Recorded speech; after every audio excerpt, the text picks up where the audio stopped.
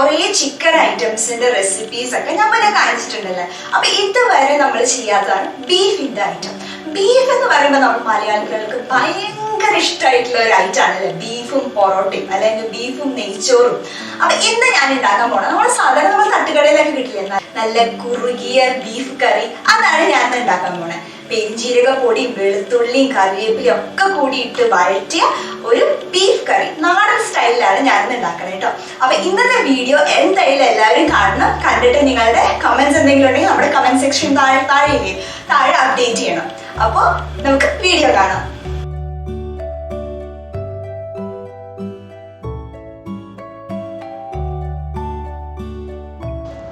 നമ്മുടെ ചാനൽ ഇതുവരെ ആരും സബ്സ്ക്രൈബ് ചെയ്തില്ലെങ്കിൽ എന്തായാലും സബ്സ്ക്രൈബ് ചെയ്യണേ. കുഞ്ഞു ബെൽ ബട്ടൺ കൂടി പ്രസ് ചെയ്തോളൂ.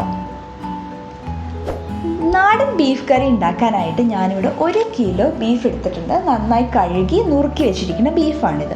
അപ്പം നമ്മൾ ആദ്യം ബീഫിനെ വേവിക്കുക ചെയ്യണം കേട്ടോ. ഒരു കുക്കർ എടുക്കുക. ഇതൊരു 4 ലിറ്ററിൻ്റെ കുക്കറാണ്. അപ്പോൾ ആദ്യം നമുക്ക് കുറച്ച് വെളുത്തുള്ളി ഇഞ്ചിയും അരിഞ്ഞും വെക്കണം, ചതച്ചും വെക്കണം. അതിനുള്ളത് ഞാൻ മാറ്റി വെക്കട്ടെ. ഇതിലേക്ക് മഞ്ഞൾപ്പൊടി 1 ടീസ്പൂൺ, മല്ലിപ്പൊടി 2 ടീസ്പൂൺ, മുളക് പൊടി 1.5 ടീസ്പൂൺ, കുരുമുളക് പൊടി 1.5 ടീസ്പൂൺ, 1 ടീസ്പൂൺ പെരിഞ്ജീരകം, അതേപോലെ തന്നെ ഇതിലേക്ക് ഒരു ചെറിയ സബോള, കുറച്ച് ഇഞ്ചി വെളുത്തുള്ളി അവിടെ അരിഞ്ഞു വെച്ചതുണ്ടായിരുന്നു അത് ചേർക്കുക. ബാക്കി ഇഞ്ചി വെളുത്തുള്ളി നമ്മൾ ചതച്ചെടുക്കണം. അതിൽ നിന്ന് 1 ടേബിൾ സ്പൂൺ ഇഞ്ചി വെളുത്തുള്ളി, 1 തണ്ട് കറിവേപ്പില, പിന്നെ ഇതിലേക്ക് ആവശ്യമായിട്ടുള്ള ഉപ്പ്. ഇതാ ഏകദേശം ഇത്രയും ഉപ്പ് ഞാൻ ഇട്ടിട്ടുണ്ട്. 1 ടേബിൾ സ്പൂൺ ഉപ്പ്, കുറച്ച് വെള്ളം, ഇനി കുറച്ച് വെളിച്ചെണ്ണ ഒഴിക്കണം. ഇതൊക്കെ കൂടി നമുക്ക് ഈ കുക്കറിലിട്ട് തന്നെ നമുക്കൊന്ന് കൈകൊണ്ട് മിക്സ് ചെയ്ത് കൊടുക്കാം. ആ മസാലയൊക്കെ അതിലേക്ക് പിടിക്കാൻ വേണ്ടിയിട്ട്. ഒരുപാട് നേരം നമ്മൾ വെക്കുന്നൊന്നുമില്ല, നേരെ അടുപ്പത്തേക്ക് വെക്കാൻ പോവാണ്. ഇനി ഇതിൻ്റെ വേവ് എങ്ങനെയാണെന്ന് പറഞ്ഞു കഴിഞ്ഞാൽ ഫസ്റ്റ് വിസിൽ വരണവരെ ഹൈ ഫ്ലെയിമിലിടുക. ഫസ്റ്റ് വിസിൽ വന്നു കഴിഞ്ഞാൽ ലോ ഫ്ലെയിമിലിട്ട് 20 മിനിറ്റ് കുക്ക് ചെയ്യുക. ഇങ്ങനെയാണ് കുക്കിംഗ് ടൈം. തുറന്ന് നോക്കുമ്പോൾ വെന്തിട്ടുണ്ടോ എന്ന് നമുക്ക് നോക്കണം. വെന്തിട്ടില്ല എന്നുണ്ടെങ്കിൽ ഒരു 10 മിനിറ്റ് കൂടി വെക്കേണ്ടി വരും. ഇപ്പം ഞാനിവിടെ വേവിച്ച് 20 മിനിറ്റ് കഴിഞ്ഞ് വിസിലൊക്കെ പോയി നല്ലപോലെ. ഇനി ഞാനിത് തുറന്ന് നോക്കട്ടെ. തുറന്ന് നോക്കി അത് കഴിച്ച് നോക്കുമ്പോഴേ ശരിക്കും എൻ്റെ വേവ് പാകം ഉണ്ടാവുമെന്ന് അറിയാൻ പറ്റുള്ളൂ. അപ്പോൾ പലർക്കും സംശയം ഉണ്ടാവും, എന്താ ഇത്രയും കുറച്ച് വെള്ളം ഒഴിച്ച് ഇനി അടി പിടിക്കുമെന്നൊക്കെ. പക്ഷെ ഒരു പ്രശ്നവുമില്ല. അത് നിങ്ങൾക്ക് കാണാൻ പറ്റണില്ലേ, കുറച്ച് വെള്ളം അതിൽ ഓൾറെഡി ഉണ്ട്, അടിയിലൊന്നും പിടിച്ചിട്ടില്ല. തുറന്നപ്പോൾ തന്നെ നല്ല മണമൊക്കെ വരുന്നുണ്ട്. ഇത് ഞാനൊന്ന് കഴിച്ച് നോക്കട്ടെ. ഒരു പീസ് തിന്ന് നോക്കിയാലേ നമുക്ക് ശരിക്കും പറഞ്ഞു കഴിഞ്ഞാൽ വേവ് ആയിട്ടുണ്ടോ എന്ന് അറിയാൻ പറ്റുള്ളൂ.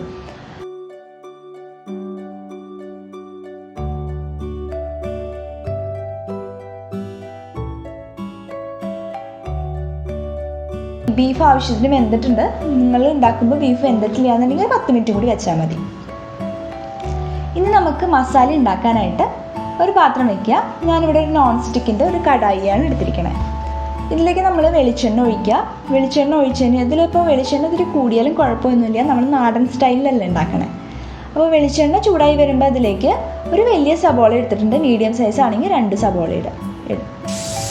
അപ്പോൾ സവോള വഴണ്ട് വരാനായിട്ട് നമ്മൾ സാധാരണ എപ്പോഴും ഉപ്പിട്ടിട്ട് വേഗം അതിൻ്റെ കുക്കിംഗ് ടൈം ഫാസ്റ്റ് ആക്കും അല്ലേ.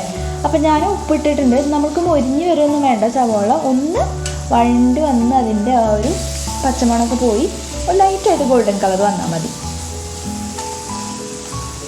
ഇതാ നമ്മുടെ സവോള അവിടെ വഴണ്ട് വന്നിട്ടുണ്ട്. ഇനി ഇതിലേക്ക് ഞാൻ ബാക്കിയുള്ള വെളുത്തുള്ളി ഇഞ്ചി ചതച്ച് വെച്ചതില്ലേ. അപ്പം ഞാൻ ഇങ്ങനെ സൈഡിലേക്ക് സവോള മാറ്റണമെന്ന് വെച്ച് കഴിഞ്ഞാൽ ആ വെളുത്തുള്ളി ഇഞ്ചി ആദ്യം നന്നായി ഒന്ന് മൊരിഞ്ഞോട്ടെ എന്ന് വിചാരിച്ചിട്ടാണ്. ഈ വെളുത്തുള്ളി ഇഞ്ചി വരികയ്ക്ക് ആയില്ല എന്നുണ്ടെങ്കിൽ ഒരു രസം ഉണ്ടാവില്ല, കറിയുടെ ടേസ്റ്റ് തന്നെ മാറിപ്പോകും. അപ്പോൾ ഇത് അത്യാവശ്യം നന്നായിട്ട് മൊരിയിക്കാൻ വേണ്ടിയിട്ടാണ് ഞാനിങ്ങനെ സവോള മാറ്റി വെച്ചിട്ട് ഇത് മാത്രമായിട്ട് വഴറ്റണം കേട്ടോ.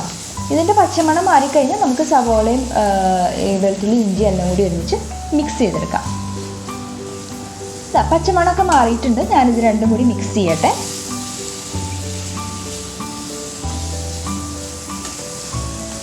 ഇനി ഇതിലേക്ക് നമുക്ക് പൊടികളിടാം. പൊടികൾ എന്ന് പറയുമ്പോൾ മല്ലിപ്പൊടി, മുളക് പൊടിയാണ്.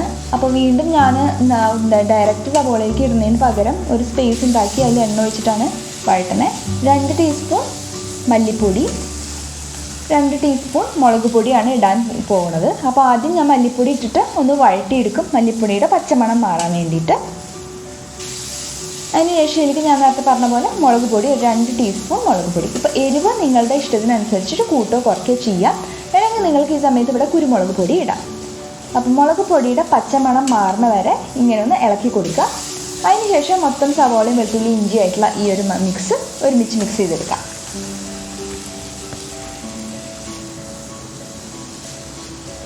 ഇത് നന്നായിട്ട് മിക്സായി വന്നിട്ടുണ്ട്. ഇതിലേക്ക് നമ്മളിനി 1 ടീസ്പൂൺ ഗരം മസാല, ഇത് ഞാൻ വീട്ടിൽ പൊടിച്ച ഗരം മസാല തന്നെയാണ്. അപ്പോൾ ഗരം മസാല 1 ടീസ്പൂൺ ഇട്ടു. നന്നായി മിക്സ് ചെയ്ത് കൊടുക്കുക. ഇന്ന് ഒരുപാട് നേരം കുക്ക് ചെയ്യേണ്ട ആവശ്യമൊന്നുമില്ല. ഇതിലേക്ക് 1 തണ്ട് കറിവേപ്പില കൂടി ഇട്ടിട്ടുണ്ട്. നമ്മളിത് തക്കാളി ചേർക്കുന്നില്ല കേട്ടോ. തക്കാളി സാധാരണ ഞങ്ങൾ ഉണ്ടാക്കുമ്പോൾ ചേർക്കാറില്ല. അത് ഓപ്ഷണലാണ് ശരിക്കും പറഞ്ഞു കഴിഞ്ഞാൽ. തക്കാളി ഇട്ട് കഴിഞ്ഞാൽ ഈ ഒരു കുറുകുറു തക്കാളി ഇടാറില്ല. ഇനി അപ്പോൾ നമ്മുടെ മസാല മൊരിഞ്ഞ് വന്നിട്ടുണ്ട്. ഇതിലേക്ക് നമ്മൾ വേവിച്ച് വെച്ചിരിക്കുന്ന ബീഫ് അങ്ങനെ ചേർക്കാം. അപ്പോൾ പലർക്കും സംശയം ഉണ്ടാവും, എങ്ങനെ ഇത് കറി ആവണേ, ഇത് ഡ്രൈ പോലെയാണല്ലോ. അപ്പം നമുക്ക് ആക്ച്വലി ഇത് വേണമെങ്കിൽ ഇങ്ങനെ തന്നെ റോസ്റ്റ് ചെയ്ത് കൊടുക്കാം. ഇതിലേക്ക് ഞാൻ ആക്ച്വലി ചൂടുവെള്ളം ഒഴിച്ചിട്ടാണ് ഇനി ഗ്രേവിയൊക്കെ എടുക്കാൻ പോകണേ. എന്തുകൊണ്ടാണ് ഞാൻ നേരത്തെ വെള്ളം അത്രയും ഒഴിക്കാമെന്ന് വെച്ച് കഴിഞ്ഞാൽ ചില സമയത്ത് കുക്കറിൽ നിന്ന് വെള്ളം ഇങ്ങനെ കുക്കറിലാകെ പരന്ന് ആകെ ഒത്തിരി വൃത്തികേടാവും. അപ്പം അത്രയും കുക്കറിൻ്റെ ഉള്ളിലൊക്കെ ആകെ തെറിക്കാതിരിക്കാൻ വേണ്ടിയിട്ടാണ് അത്രയും വെള്ളം ഒഴിക്കുന്നത്. ആ വെള്ളത്തിൽ നമ്മൾ ബീഫ് വേവും. അപ്പോൾ ഇനി നമ്മളിത് നന്നായിട്ട് മിക്സ് ചെയ്ത് കൊടുക്കുക. അപ്പോൾ ഇനി വെള്ളം ഒഴിക്കുമ്പോൾ അത്ര കാര്യം ശ്രദ്ധിക്കുക, നല്ലോണം തിളപ്പിച്ചിട്ടുള്ള വെള്ളം തന്നെയാണ് ഒഴിക്കണം. ഞാനിവിടെ ഒരു 2 ഗ്ലാസ് വെള്ളം ചേർത്തിട്ടുണ്ട്. നമ്മൾ വെള്ളം നിങ്ങളുടെ ഇഷ്ടത്തിന് ചേർക്കുക, പക്ഷേ തിളപ്പിച്ചിട്ടുള്ള വെള്ളം ചേർക്കുക കേട്ടോ. വെള്ളം ചേർത്തു. ഈ വെള്ളം ഒന്ന് തിളച്ച് വന്ന് ഈ ബീഫുമായിട്ട് മിക്സ് ആവണം. എന്നാൽ ഒരു കുറുകിയ പോലെ നമുക്കപ്പോൾ ആ ഗ്രേവി വരും. ഇത് നന്നായിട്ട് ഇവിടെ കിടന്ന് തിളക്കട്ടെ കേട്ടോ. ബീഫ് ഇതേ നന്നായി തിളച്ച് വന്നിട്ടുണ്ട്. നന്നായി തിള വരുമ്പോൾ എന്താ വേണ്ടതെന്ന് വെച്ച് കഴിഞ്ഞാൽ 1 പിഞ്ച് പെരുംജീരകപ്പൊടി അത് ചേർക്കുക. എന്നിട്ട് നമ്മളിത് അടച്ചു വയ്ക്കുക. ഒരു 2 മിനിറ്റ് ഒരു ലോ ഫ്ലെയിമിലിട്ട് ഇതിങ്ങനെ അടച്ചു വയ്ക്കണം. 2 മിനിറ്റ് കഴിയുമ്പോൾ തുറന്ന് നോക്കുക. ഇത്രയേ ഉള്ളൂ. ഇത്ര സിമ്പിളായിട്ട് നമുക്ക് നമ്മുടെ ബീഫ് കറി, നാടൻ സ്റ്റൈലിൽ ബീഫ് കറി ഇവിടെ റെഡിയാണ്. അപ്പോൾ അവസാനമായിട്ട് ഞാനതൊന്ന് ഇളക്കി കൊടുത്തിട്ട് തീ ഓഫ് ചെയ്യാൻ പോവാണ്. ഇത് കേട്ടോ നന്നായി കുറുകി വന്നിട്ടുണ്ട്. നിങ്ങൾക്ക് ഞാൻ പറഞ്ഞില്ലേ, നിങ്ങൾക്ക് ഡ്രൈ ആക്കി എടുക്കണമെങ്കിൽ ഇത് തന്നെ വെച്ച് ഡ്രൈ ആക്കി എടുക്കാം, അല്ലെങ്കിൽ വെള്ളം ചേർക്കാം. അപ്പം ഞാൻ തീ ഓഫ് ചെയ്ത് അടച്ചു വെച്ചു. ഒരു 10 മിനിറ്റ് ഇരിക്കട്ടെ. എപ്പോഴും നമ്മൾ പൊറോട്ടയും ബീഫും അല്ലെങ്കിൽ നെയ്ച്ചോറും ബീഫും ചപ്പാത്തി ബീഫും അങ്ങനെയാണ് കഴിക്കുന്നത്. അപ്പോൾ ഇപ്പൊ അടുത്ത കാലത്ത് കുറച്ചായിട്ട് ഫേമസ് ആയിട്ടുള്ളതാണ് നമ്മുടെ പഴംപൊരിയും ബീഫും. അപ്പൊ ഇന്ന് ഞങ്ങള് പഴംപൊരിയും ബീഫും കൂട്ടിയിട്ടാണ് കഴിക്കാൻ പോകുന്നത്. പഴംപൊരി ഉണ്ടാക്കാനായിട്ട് ഞാൻ പാത്രം വെച്ച് പഴംപൊരി ഓരോന്നായിട്ട് ഇട്ടുണ്ട്. നന്നായിട്ട് പഴുത്ത പഴമാണ്, നല്ല മധുരമുണ്ട്. അപ്പോൾ ഇതുവരെ നമ്മളുടെ പഴംപൊരി ബീഫ് ഞങ്ങൾ ട്രൈ ചെയ്ത് നോക്കിയിട്ടുണ്ടായിരുന്നില്ല. ബീഫ് കറി ഉണ്ടാക്കുന്നത് അപ്പോൾ എന്തായാലും എന്നാൽ പിന്നെ പഴമുണ്ട്, അപ്പോൾ പഴംപൊരി ഉണ്ടാക്കാമെന്ന് വിചാരിച്ച്. അപ്പോൾ പഴംപൊരി ഇവിടെ റെഡിയാണ്, ബീഫിൻ്റെ കറി റെഡിയാണ്. എങ്ങനെയുണ്ടെന്ന് എന്തായാലും കഴിച്ചു നോക്കിയിട്ട് തന്നെ പറയാൻ പറ്റുള്ളൂ. ഒരുപാട് പേർക്ക് ഇഷ്ടമുള്ളൊരു വിഭവമാണ് ഈ പഴംപൊരിയും ബീഫും. സത്യം പറഞ്ഞു കഴിഞ്ഞാൽ ഞങ്ങൾക്ക് ഇഷ്ടമായി.